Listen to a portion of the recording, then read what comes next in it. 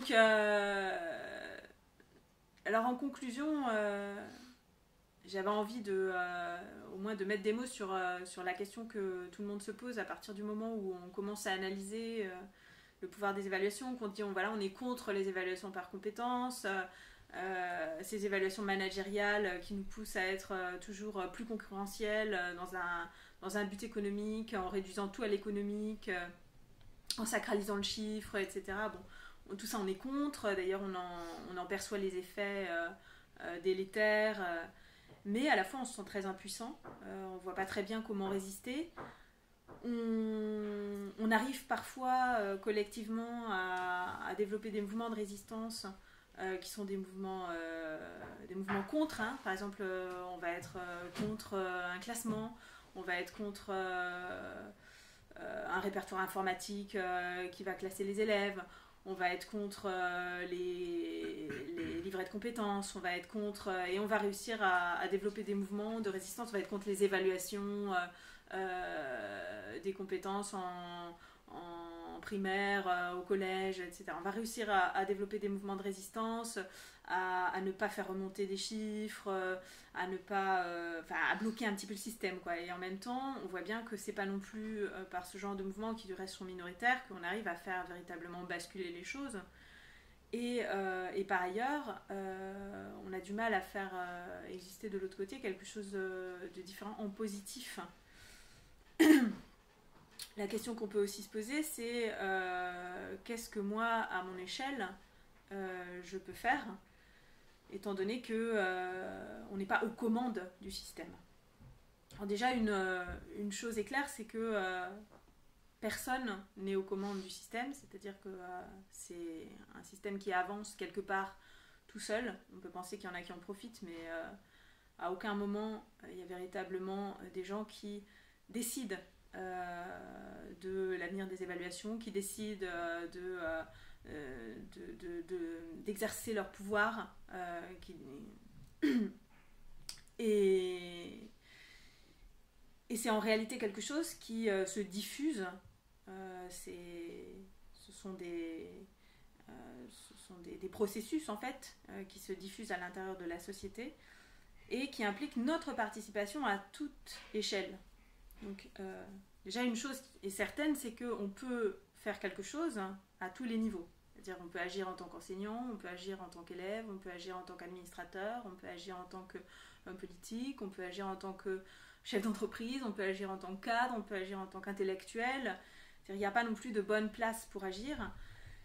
Et ça c'est quelque chose d'important à comprendre. Ensuite, il s'agit bien évidemment de créer des mouvements, c'est-à-dire que ce n'est pas quelque chose à quoi on puisse résister seul, quelque chose qui implique que ça prenne, qu'il y a un collectif qui se forme autour de quelque chose. Et la question est bien sûr de savoir autour de quoi, c'est-à-dire comment est-ce qu'on peut s'émanciper du pouvoir de ces évaluations, qu'implique l'émancipation par rapport au pouvoir de ces évaluations. Et là, il y a quelque chose qui demande forcément à être pensé, même si le penser ne suffit pas du tout à le faire exister. Donc là, je propose quelques pistes. La résistance déjà contre l'utilitarisme, dire le fait qu'il y ait effectivement à la base du pouvoir des évaluations, le fait que, comme le disait Michel Foucault, chacun se conçoive véritablement comme une petite entreprise qui investit sur du capital et cherche à faire du profit. Donc là, il y a moyen de résister à ce processus à beaucoup de niveaux et de beaucoup de points de vue. Je sais que quand on est enseignant, cet utilitarisme transpire dans tous les pores des élèves, voilà, c'est quelque chose qui nous renvoie en permanence, qu'ils aimeraient bien savoir à quoi ça sert, qu'ils ont des affinités électives mais qu'ils ne peuvent pas développer parce qu'il n'y a pas de place dans le marché du travail.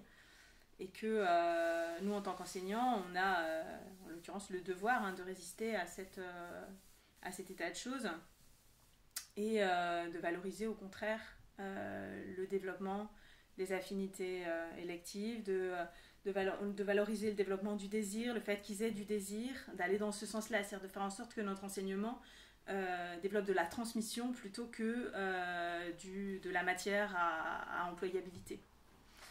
Par ailleurs, il y a aussi au niveau de la concurrence qu'on peut travailler.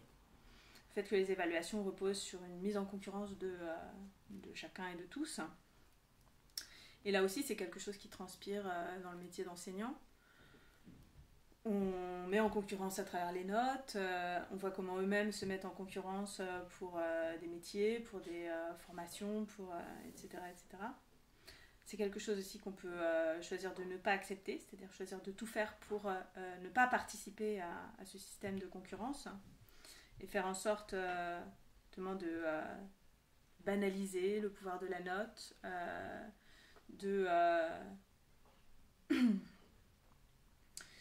de développer à côté de cette mise en concurrence un désir pour l'étude, un désir pour la connaissance, un désir pour l'approfondissement de la matière qu'on enseigne, etc., qui finalement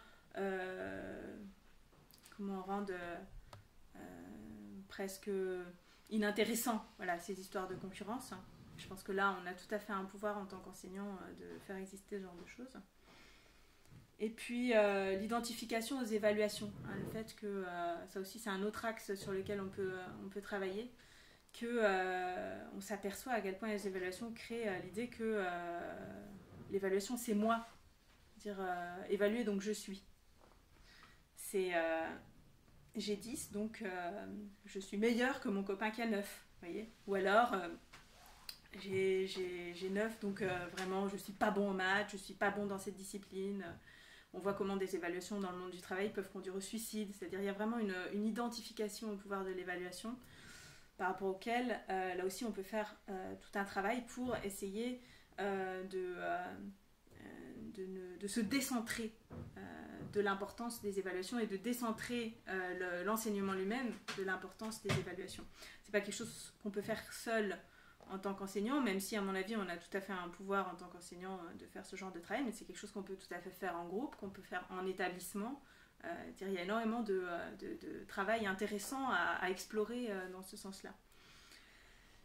Et puis, alors ça c'est un axe qui est plus un axe de travail, un axe professionnel on va dire, de résistance contre les évaluations qui se veulent comparatives, globalisantes, c'est-à-dire qui veulent nous mettre tous sur le même plan pour pouvoir gérer justement. C'est faire en sorte de développer justement une évaluation au sens plus d'un conflit sur la façon dont nous envisageons notre travail.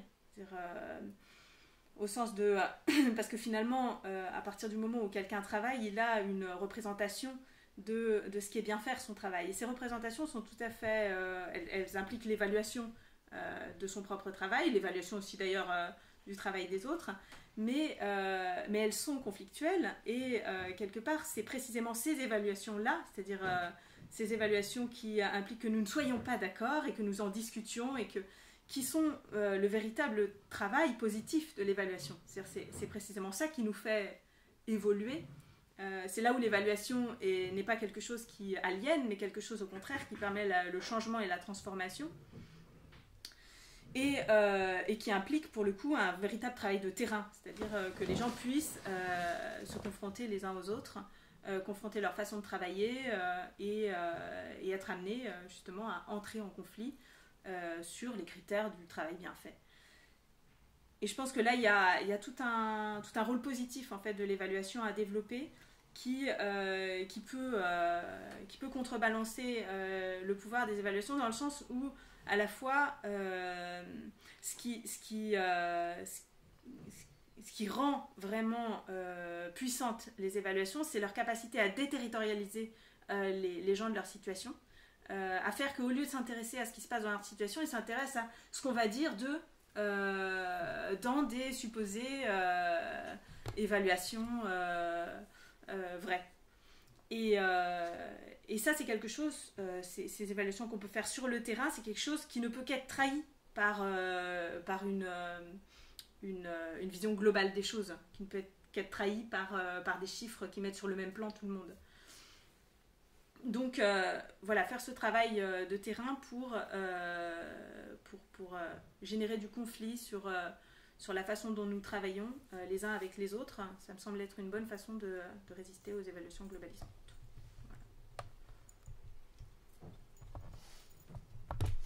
Ça t'a donné des idées ou pas? Alors là, ça, je pense que personne aura la moindre idée de quoi faire à partir de ce que tu as dit. C'est vrai?